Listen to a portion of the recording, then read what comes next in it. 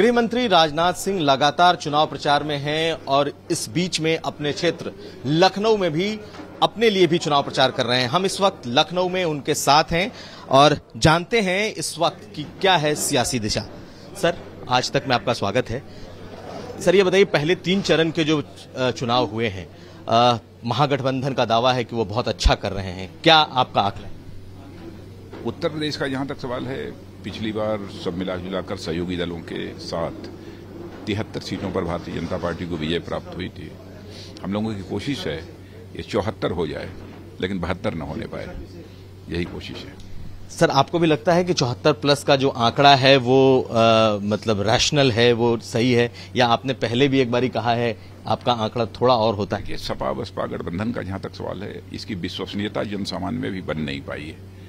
जिस पार्टी की अथवा जिस गठबंधन की विश्वसनीयता जनसामान्य में न हो, मैं समझता हूं कि उसे जनता का समर्थन प्राप्त नहीं होता। सर, आपके सामने चुनौती आपको कितनी लगती है, क्योंकि आपके ही पूर्व सहयोगी शत्रुघ्न सिन्हा की पत्नी मैदान में है, बागी होकर के उन्होंने बाकायदा ऐलान भी कर दिया है, चुनाव प्रचार भी कर रहे हैं आपसे, हालांकि उनके संबंध अच्छे रहे हैं। नहीं, अच्छे थे, अच्छे हैं, खराब नहीं होंगे। मैंने यही कहा है, पूरी शालीनता के साथ, संयम के साथ और सौहार्दपूर्ण वातावरण में चुनाव संपन्न होना चाहिए। किसी के ऊपर कोई छीटाकशी नहीं होनी चाहिए, ये मैंने सभी अपने कार्यकर्ताओं से भी कहा है। लेकिन सर, इस बार चुनाव में तो जो शब्दों की मर्यादा है, शालीनता है, वो टूट रही है। कल राहुल गांधी ने भी आपके राष्ट्रीय अध्यक्ष के ऊपर कहा कि उन पर हत्या के आरोप हैं। नहीं, वो तो उन्होंने प्रधानमंत्री जी के बारे में भी अब शब्दों का प्रयोग कर दिया। क्या बचा है? अंत में उन्हें खेद व्यक्त करना पड़ा है। मैं समझता हूं कि स्वस्थ लोकतांत्रिक व्यवस्था में मर्यादाओं का किसी भी सूरत में अतिक्रमण नहीं होना चाहिए और साथ ही साथ वाणी पर पूरी तरह से संयम रखना चाहिए। और जहां तक प्रधानमंत्री का प्रश्न है और राष्ट्रपति, यह सब व्यक्ति नहीं होते, स्वयं में संस्था होते हैं। इनकी गरिमा को बनाए रखना केवल राजनीतिक पार्टियों की जिम्मेदारी नहीं होती है, बल्कि हर नागरिक की जिम्मेदारी होती है। क्योंकि संस्थाओं की लोकतंत्र में जब गरिमा गिरने लगती है, लोकतंत्र भी कमजोर होता है। सर, आपको लगता है कि आपकी पार्टी को भी इसका ध्यान रखना चाहिए, क्योंकि आपकी पार्टी से भी सभी को ध्यान रखना चाहिए, सभी को ध्यान रखना चाहिए। एक सवाल और है सर, साध्वी प्रज्ञा जिन्हें आप लोगों ने अपना उम्मीदवार बनाया है, भले ही वो इस वक्त जमानत पर हों, उनके बारे में एजेंसियों की जो भी रिपोर्ट्स आ रही हो, लेकिन अभी तक टेरर से उनकी के आरोपों से मुक्त नहीं। आपको लगता है कि उनको उम्मीदवार बना करके पार्टी ने ठीक किया? देखिए, ऐसा है कि जहां तक मेरी जानकारी है, वो अभी तक कन्विक्टेड नहीं है, सजा याफ्ता नहीं है। जिसको सजा नहीं हुई है वो तो चुनाव लड़ सकता है, उससे अधिकार प्राप्त है, तो उसके बारे में मैं क्या टिप्पणी करूं। एक और बात आ रही है कि प्रियंका गांधी के बारे में कहा जा रहा है कि वो बनारस से चुनाव लड़ सकती हैं।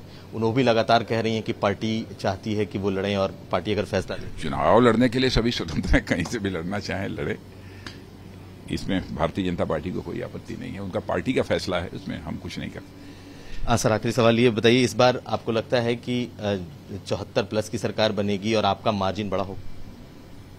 अब ये हमारा जहां तक सवाल है, ये तो लखनऊ की जनता के ऊपर है। अब यही लोग फैसला करेंगे क्या है। मैं कुछ नहीं कह सकता कितनी मार्जिन होगी, क्या होगा, लेकिन मुझे विश्वास है, मैं कह सकता हूं कि मुझे अद्भुत स्नेह लखनऊ की जनता का प्राप्त हुआ है। अद्भुत स्नेह प्राप्त है लखनऊ की जनता का। सर, एक आखिरी सवाल, जिस तरीके से पार्टी से मुरली मनोहर जोशी और लालकृष्ण आडवाणी, इन लोगों का टिकट कटा है, मुरली मनोहर जोशी भी नाराज दिखाई दे रहे हैं। कोई नाराज नहीं है।